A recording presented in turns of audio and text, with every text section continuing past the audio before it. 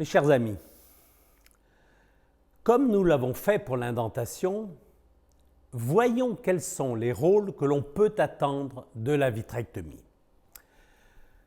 Voici ce que je présentais en 2001 lors du premier congrès de l'EVRS à Biarritz.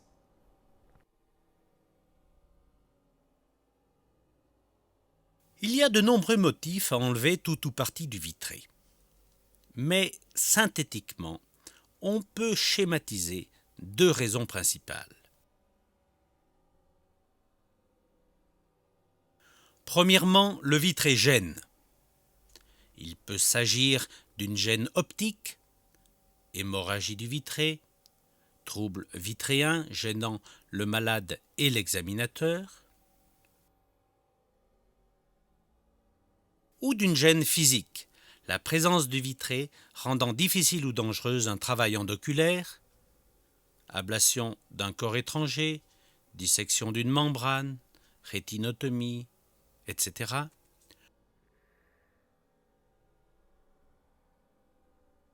Ou bien parce qu'on a besoin de place pour mettre une grosse indentation, une bulle de gaz, de silicone ou de perfluorocarbone.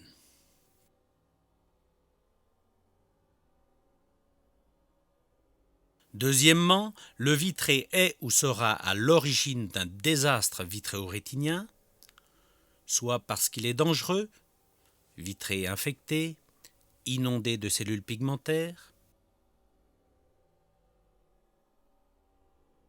soit parce que la traction vitréenne est trop forte, qu'il s'agisse d'un décollement par traction pure ou d'un décollement où l'action tractionnelle est prédominante,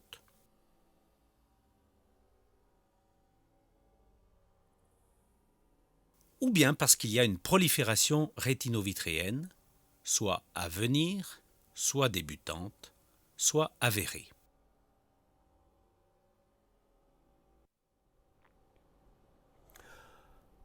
En fait, ça c'était une présentation très synthétique des aides que peut apporter la vitrectomie, mais en pratique, les choses se présentent différemment et l'on peut distinguer deux sortes d'indications de vitrectomie. Tout d'abord, ce que j'appelais en 2001 les indications indépendantes du stade de PVR, qui sont en fait plus exactement les indications qui ne dépendent pas de tous ces détails sémiologiques vitréo-rétiniens dont nous avons parlé en début de cette playlist et qui sont donc plus à rapprocher des circonstances éthiopathogéniques de survenue du décollement. Ces circonstances sont tellement variées et difficiles à classifier que le IVRS Hardy Study n'a pas pu les étudier. Voyons tout d'abord les indications indépendantes du stade de PVR. Quel que soit le stade de rétraction, on peut être amené à pratiquer une vitrectomie dans de nombreuses circonstances. Tout d'abord, dans les décollements avec trouble des milieux. Il peut s'agir d'une hémorragie du vitré, soit totale, interdisant l'examen du fond d'œil, le diagnostic du décollement étant, par exemple, pratiqué à l'échographie,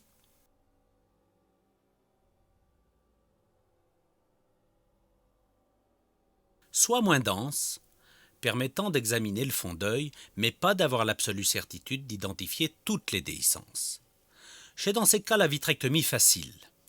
Ainsi, cet exemple, où toute la moitié temporale du fond d'œil était bien visible, avec, à 11 heures, une déchirure pouvant expliquer l'hémorragie, et où la vitrectomie m'a permis de découvrir un petit décollement en nasal avec une autre déchirure. Il ne fait nul doute que l'évolution spontanée de ce décollement, avec tous les facteurs de croissance apportés par le sang, aurait été, en absence de vitrectomie, très péjorative.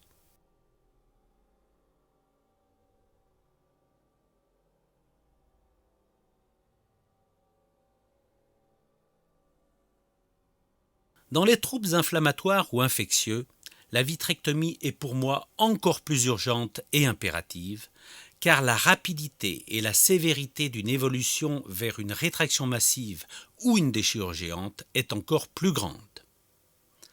Elle permettra de plus le diagnostic de l'infection et l'injection d'un agent anti-infectieux.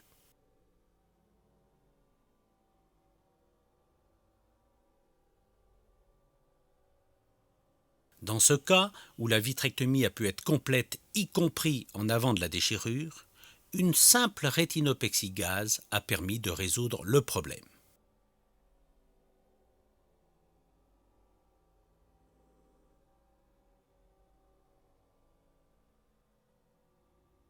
Une opacité capsulaire peut être une indication de vitrectomie. Ainsi, cet exemple, où le diagnostic de décollement périphérique fut fait à l'échographie, où un YAG complémentaire aurait fait courir un risque inflammatoire par expulsion de cellules dans le vitré, et où un nettoyage par voie cornéenne aurait été difficile vu la taille du rexis. La vitrectomie m'a permis d'analyser le décollement et de traiter la déhiscence.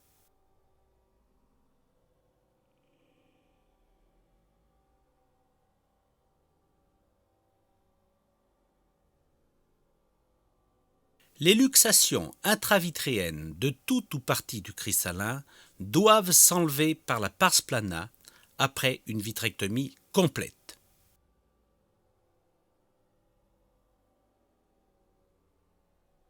De même que les luxations de lentilles intraoculaires. On évitera d'utiliser du perfluorocarbone liquide dont on connaît les effets stimulant la prolifération cellulaire. Il paraît plus sage de remonter directement l'implant à la pince en ayant soin d'aller chercher toujours l'anse la plus éloignée pour profiter de l'effacement de l'anse proximale avant de placer l'anse distale.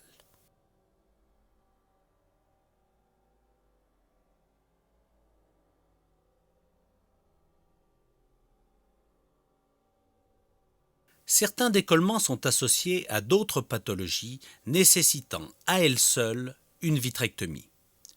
Par exemple, membrane épirétinienne, trou maculaire ou hémorragie sous-maculaire. On peut éventuellement traiter ces deux pathologies en même temps, tout dépend de l'urgence de la pathologie associée.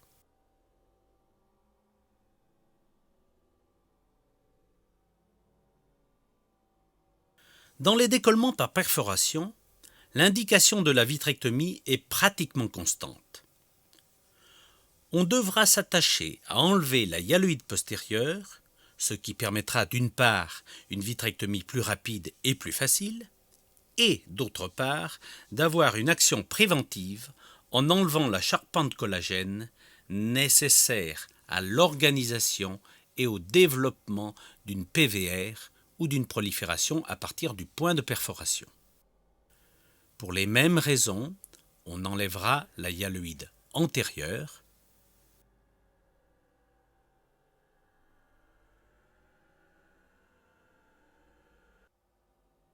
puis le vitré périphérique.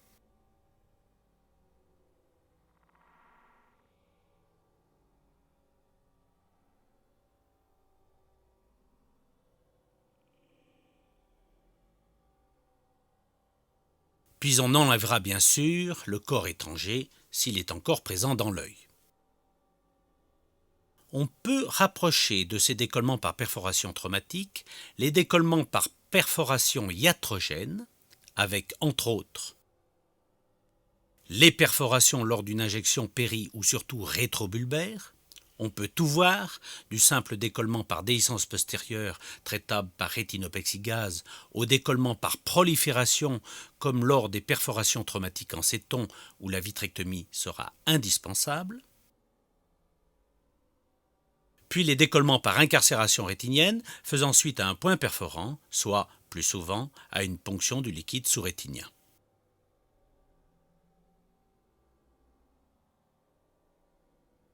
On a enfin les décollements par traction, où l'on peut distinguer les décollements dus à une incarcération vitréenne suite à une opération de la cataracte compliquée d'issue de vitrée, la section puis la résection de la bride vitréenne incarcérée, ainsi que de l'ensemble du gel vitréen, va transformer ce décollement par traction pure en un décollement sans traction. L'alternative thérapeutique est une simple indentation relâchant la base du vitré. L'indication sera appréciée selon l'importance tractionnelle de la bride. Les décollements dus à une incarcération vitréenne ou rétinienne dans l'orifice de sclérotomie d'une précédente vitrectomie, on peut faire soit une indentation plie antérieure en regard de l'incarcération, soit faire une vitrectomie pour traiter plus radicalement le problème. Enfin, les décollements compliquant une rétinopathie proliférante, qu'elle soit d'origine diabétique, comme ici, dans le cadre d'une thrombose veineuse, d'un syndrome d'Hils, d'une rétinopathie des prématurés ou d'une angiomatose, drépanocytose ou, comme ici, von Hippel-Lindau.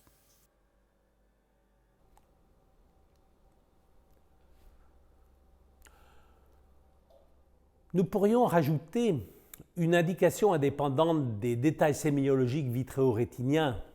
C'est ce que le IVRS Hard Study nous a rappelé, l'existence d'une grande hypotonie ou d'un décollement choroïdien. Je vous l'ai montré dans les chapitres précédents grâce au laser self-emitter. L'hypotonie s'accompagne d'une rupture de la barrière hémato-oculaire qui agit comme un cercle vicieux qui doit être arrêté absolument. Et il est probable que le fait de changer le contenu de l'œil, trop riche en protéines et en cellules inflammatoires, peut être salutaire pour l'évolution du décollement. Voyons maintenant les indications de la vitrectomie en fonction des détails cliniques du décollement et bien sûr en l'absence de toutes les circonstances indépendantes que nous venons de voir. Et pour commencer, est-ce que le fait de faire un diagnostic de décollement rhegmatogène est une indication de vitrectomie? On pourrait être tenté de le penser car dans certains services, la vitrectomie est devenue systématique, quel que soit le type de décollement. C'est peut-être pour ça qu'on n'y enseigne plus la sémiologie du décollement puisque de toute façon, on fait une vitrectomie. Eh bien non, et le IVRS Hard Study nous le confirme de façon indiscutable. Un décollement de rétine, qu'il soit rétinogène ou vitréogène, n'est pas en lui-même une indication de vitrectomie. Les décollements rétinogènes, dus à des déhiscences périphériques, qu'il s'agisse de trous équatoriaux ou de dialyse à l'aura, lorsque le vitré n'est pas décollé, sont même des contre-indications à la vitrectomie. Et ceci est démontré par le Hardy Study, ainsi que dans ma statistique personnelle où sur 562 décollements consécutifs rétinogènes de stade 0, je n'ai fait que 3 vitrectomies. Une pour une hémorragie du vitré dans une dialyse traumatique, une deuxième pour un décollement diagnostiqué à l'échographie avec une opacification de la capsule interdisant tout examen périphérique, et j'ai fait une vitrectomie uniquement pour voir le décollement. Et enfin une dernière parce que lors d'un drainage pour une dialyse, le vitré s'était incarcéré à travers la dialyse dans l'orifice de ponction, empêchant la bonne réapplication rétinienne. Sur tous ces cas, il n'y a eu qu'un échec.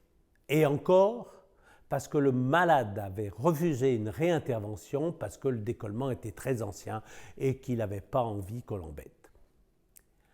Imaginez combien d'échecs aurais-je eu si j'avais fait une vitrectomie systématique. Car la seule façon d'avoir un échec dans les décollements rétinogènes, c'est de faire une vitrectomie. Autrement, il n'y a pas d'échec. Et c'est normal qu'il ne faille pas faire une vitrectomie parce que le vitré n'a rien à voir avec la maladie. Prenons le cas d'un trou équatorial par exemple, nous l'avons vu dans le chapitre 9 de la playlist sur la macula. Le trou est probablement dû à une ischémie choroïdienne au niveau d'une zone de partage des os choroïdienne équatoriale et il n'y a un décollement que parce que le trou est en rapport, en communication avec une citerne vitréenne équatoriale. mais le vitré n'est pas décollé.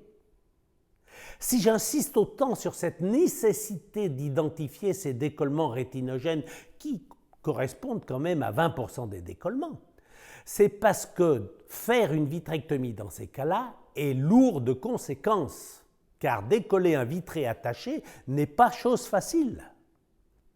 Voici 2 cas de décollement rétinogène pseudoschisique chez 2 malades jeunes, opérés par 2 confrères de renom, excellents chirurgiens, mais niant l'un et l'autre l'existence de ces stades 0 et qui ont bataillé pendant plus d'1 heure pour enlever une hyaloïde adhérente avant de terminer par rétinotomie, endodrainage et injection de silicone. Quand on voit cela, on peut être révolté car ce sont des décollements qui auraient guéri par cryoponction gaz ou cryo-indentation, ponction gaz, sans aucun problème. Non, vraiment, le décollement rétinogène de stade 0 est une contre-indication à la vitrectomie. Les 2 exceptions à cette affirmation sont d'abord lorsque le décollement rétinogène n'est plus de stade 0.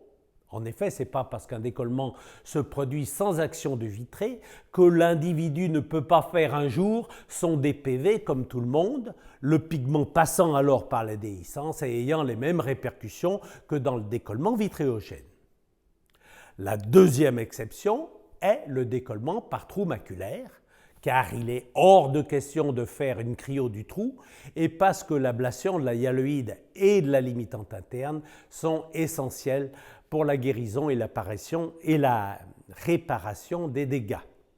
Mais lorsque les déhiscences sont périphériques, ces restrictions n'existent pas et on ne doit pas faire de vitrectomie. Si l'on étudie maintenant les décollements vitréogènes, est-ce que l'identification d'une traction vitréenne est une indication de vitrectomie? On serait là aussi tenté de le penser, puisque la section par voie de vitrectomie de la bride vitréenne va traiter définitivement cette traction, alors que l'indentation ne fait que la relâcher. Eh bien, les statistiques du IVRS Hardy Study prouvent le contraire. Dans la majorité des cas où les déchirures sont périphériques et de taille normale, il y a moins d'échecs si on fait une indentation que si l'on fait une vitrectomie. Et cela confirme ma statistique de 2003 portant sur plus de 2300 décollements de stade A, que je n'avais traité par vitrectomie que dans 9% des cas pour un échec global de 1,65%. Alors, cela ne veut pas dire grand-chose car il y avait dans le lot des hémorragies vitrées, des déchirures gérantes, des déchirures paravasculaires et des trous maculaires. Mais si on excluait tous ces cas pour ne considérer que les déchirures périphériques en dehors des géantes, on voit que les cas traités par vitrectomie ont 2 fois plus d'échecs que s'ils sont traités par indentation. Alors, là aussi, c'est discutable. D'abord, parce que les cas que j'ai traités par vitrectomie avaient probablement des caractéristiques cliniques plus inquiétantes que les autres. On peut également considérer que ma technique d'indentation est plus performante que la technique classique et améliore les statistiques d'indentation, mais quand même. Comment expliquer que l'ablation de la traction vitréenne grâce à la vitrectomie, puisse être plus néfaste que le simple relâchement de cette traction par manœuvres externes.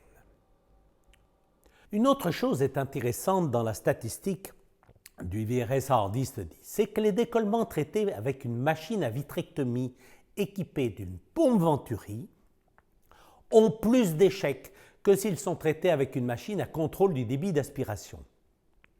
Cela démontre de façon évidente que le contrôle du débit d'aspiration influe sur les résultats anatomiques. Selon le mode de contrôle fluidique, le chirurgien va devoir opter pour des paramètres de coupe et d'aspiration qui, en définitive, n'aboutiront pas au même résultat. On en a d'ailleurs un exemple dans le IVRS-RD study, où dans certains stades de PVR, le peeling de la hyaloïde postérieure diminue les risques d'échec par rapport au shaving. La vitrectomie n'est donc pas un geste dont l'indication peut être posée indépendamment de l'équipement et de la technique. Il va donc être très difficile de parler des indications de vitrectomie quand ces indications vont dépendre de votre équipement et de vos paramètres habituels. C'est pourquoi je parlerai de tout ça dans les chapitres suivants. Ceci dit, l'existence d'un décollement par traction vitréenne n'est donc pas en soi une indication de vitrectomie. Pourquoi?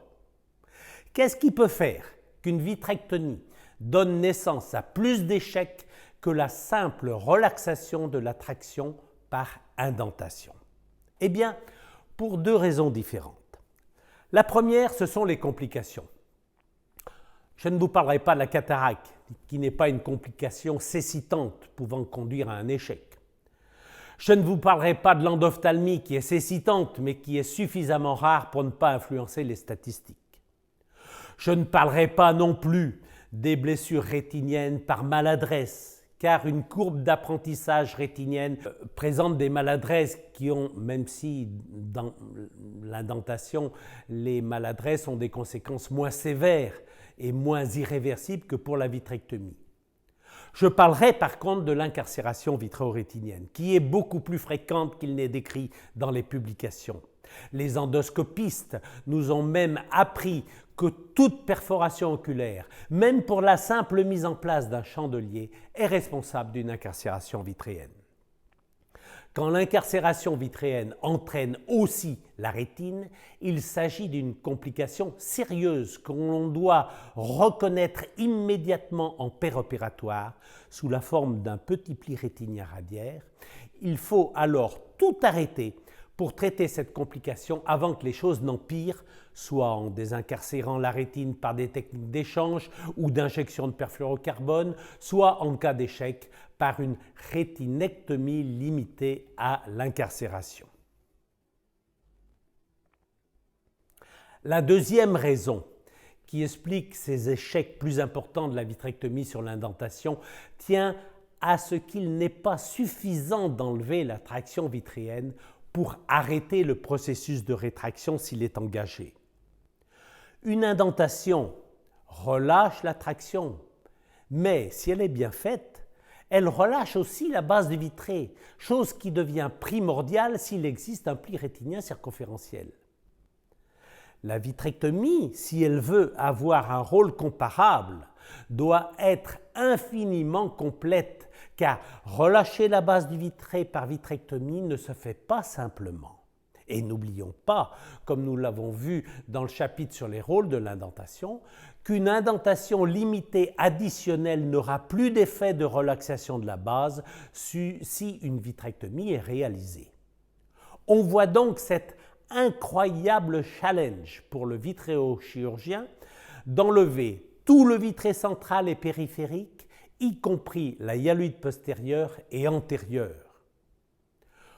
Au niveau de la rétine rétro-équatoriale, la hyaloïde postérieure est souvent très adhérente, voire même complètement intégrée dans les couches internes de la rétine, au point que l'ablation de la hyaloïde, ce que l'on appelle le peeling, peut être excessivement difficile et dangereux. J'ai moi-même été plusieurs fois confronté à l'impossibilité de faire un peeling de la hyaloïde et ai dû me rabattre à faire un shaving dont l'effet protecteur vis-à-vis de la PVR post-opératoire est bien moindre.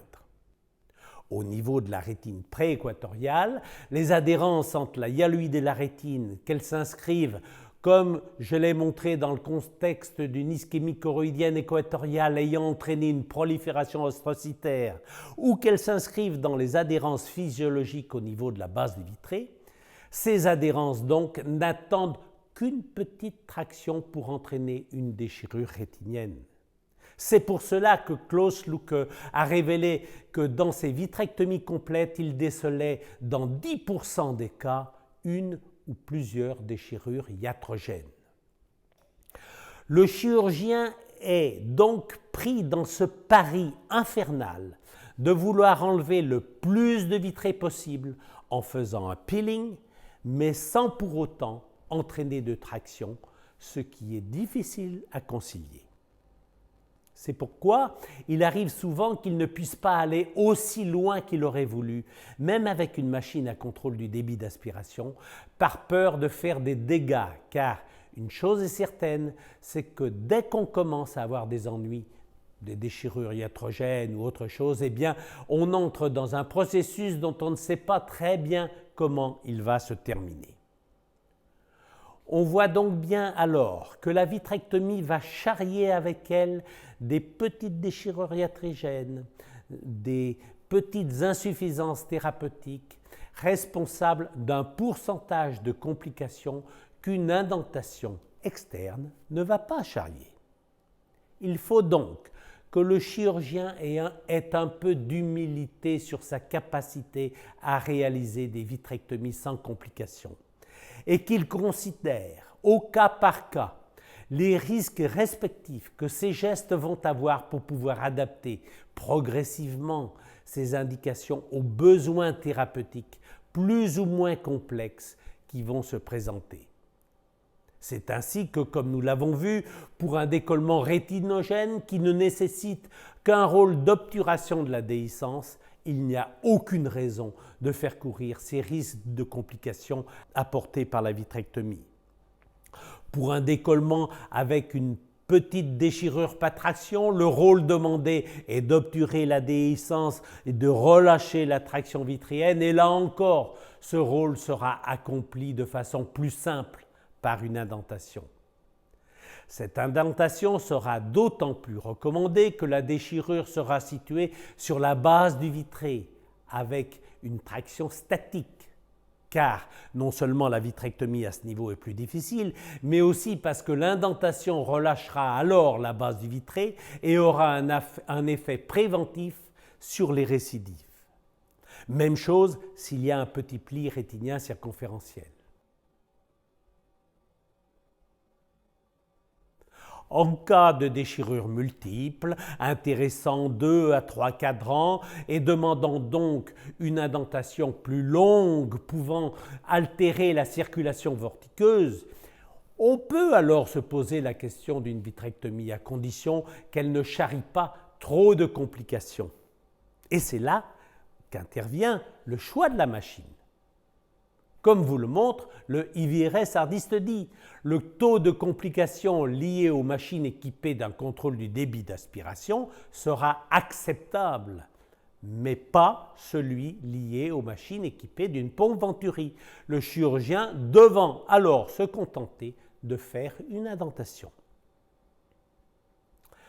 Il en va de même pour bon nombre de circonstances particulières dont je vous parlerai dans ma stratégie personnelle, comme la présence d'une grosse scléromalacie interdisant une indentation ou un décollement insuffisamment bulleux pour pouvoir réaliser à la fois une indentation et une injection de gaz. Là, en effet, on peut aussi discuter de l'intérêt d'une vitrectomie. Par contre, s'il s'ajoute une inondation pigmentaire intravitréenne, des déchirures étagées sur plusieurs niveaux ou des déchirures postérieures bien en arrière de la base du vitré, l'indentation ne pouvant traiter ces éléments efficacement, laissera sa place à la vitrectomie qui deviendra alors justifiée. Il en va de même des cas de déchirure géante ou du pôle postérieur, où plusieurs rôles thérapeutiques sont demandés. Mettre fin à la rupture de la barrière hémato-oculaire, faire un peeling de la hyaloïde postérieure adhérente, remettre en place une inversion rétinienne ou sectionner une adhérence sur le pôle postérieur. Tout un tas de choses qu'une indentation ne peut pas faire. Et malgré son taux de complications inhérentes, la vitrectomie devient obligatoire. Il en va de même pour tous les stades de rétraction plus avancés, comme nous le spécifie le IVRS Hardie Study. Je ferai cependant 2 petites exceptions. Le IVRS Hard Study nous conseille de faire une vitrectomie dans tous les cas de stade B. Cela peut se comprendre, car la plaque de hyaloïde adhérente située juste en arrière de la déchirure, dont elle fixe les bords, peut, si l'on fait une indentation classique et ronde, créer des forces qui risquent de redécoller la déchirure. Par contre, si vous utilisez la technique que je vous ai proposée avec un explant non élastique et des points permettant une indentation saillante aux bords abrupts, vous utiliserez alors des rôles d'inversion de force de rétraction et vous pourrez traiter ces stades B à condition qu'il n'y ait qu'une ou 2 déchirures incriminées. Deuxième exception, de même, il est certains stades C1 où un seul nœud de rétraction est assez proche de la base du vitré et à plus de 20 degrés de la déchirure, elle-même sur la base du vitré. Dans ces cas, au lieu de faire une vitrectomie dissection, dont l'issue est toujours un peu incertaine, vous pouvez faire porter la déchirure et le nœud de rétraction par une seule et même indentation pli en vous passant de vitrectomie. Le nœud étant suffisamment éloigné de la déchirure ne va pas en soulever les bords et le facteur pli de l'indentation va traiter le raccourcissement rétinien lié à la rétraction. Si ça ne marche pas, vous pourrez toujours dans un deuxième temps faire une vitrectomie dissection. Voici donc quelles sont pour moi les indications et les contre-indications de la vitrectomie. Vous voyez que ma technique d'indentation, un peu plus sophistiquée que la moyenne, me permet d'être encore un peu plus conservateur. Vous voyez aussi qu'à aucun moment dans les indications, je n'ai fait intervenir le statut cristallinien de l'œil à opérer. Le Hard Study nous le rappelle, il n'y a pas de différence significative entre le décollement du phaque et du pseudophaque. Tout au plus, quand le décollement aura des caractéristiques cliniques faisant hésiter dans la justesse d'une indication de vitrectomie, par exemple 2 déchirures rétrobasales avec un bon tyndale pigmentaire chez un sujet de 40 ans. Aura-t-on moins de scrupules à proposer une vitrectomie si le malade est déjà pseudophaque? Mais c'est tout. Nous aborderons dans les prochains chapitres les choix du matériel opératoire.